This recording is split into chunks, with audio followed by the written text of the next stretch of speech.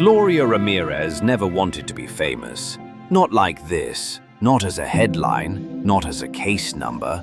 She was just 31, a mother, a fighter, a woman with too much left undone. But on February 19, 1994, Gloria arrived at Riverside General Hospital in California, gasping for breath. Her body was failing, stage 4 cervical cancer. Her hands shook, her chest heaved, her skin shimmered with sweat and confusion. Still, she smiled weakly at the nurse. She always smiled. The ER team rushed in.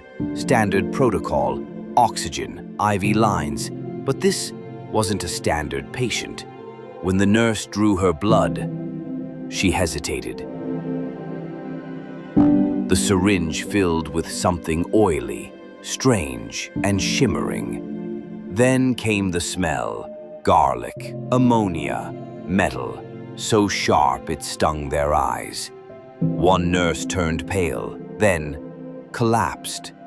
A second nurse stumbled back, dizzy, disoriented, before vomiting violently onto the floor. Panic erupted. Monitors screamed, doctors fell, staff evacuated. Gloria lay there, shaking, unmoving, still smiling. Outside, the emergency room was in chaos. 6 people hospitalized, 1 in intensive care, all from contact with a dying woman. Inside, Gloria's body went still. They tried CPR. They tried everything. She died 45 minutes later. And yet, her story was just beginning.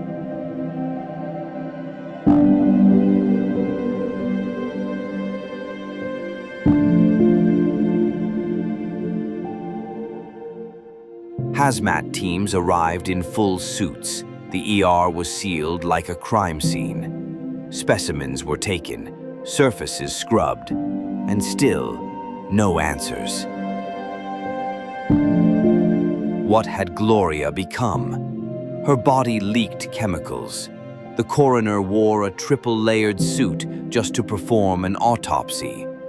Even then, strange fumes lingered. And when the toxicology report came back, nothing.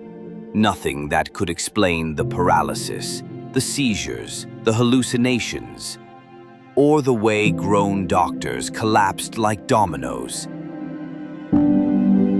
The news called her the toxic lady. The hospital called it a contamination incident, but nobody could explain the crystals in her blood, the smell, or why only Gloria, out of thousands of cancer patients, brought an entire emergency room to its knees.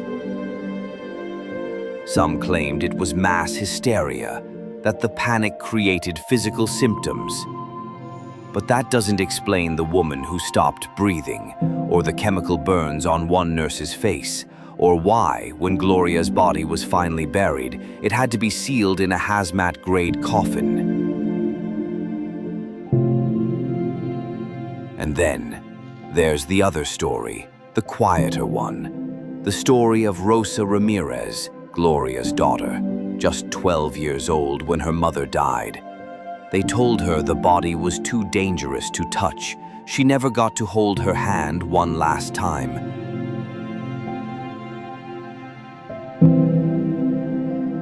To this day, no one knows what truly happened in room 8B, or why Gloria's body became a weapon. We think we understand the human body. We believe in science, in medicine, in control.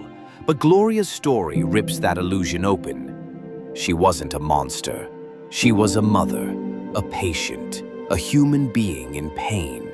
And somehow, she became something else, something no one was ready for. Not doctors, not science, not even death itself.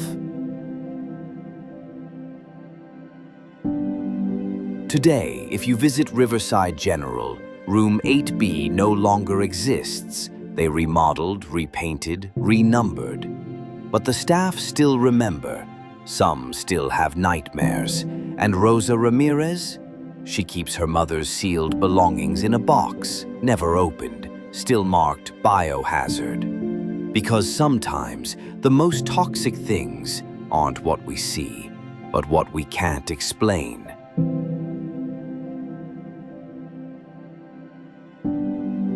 Gloria didn't want to be remembered like this, but now she's part of medical folklore.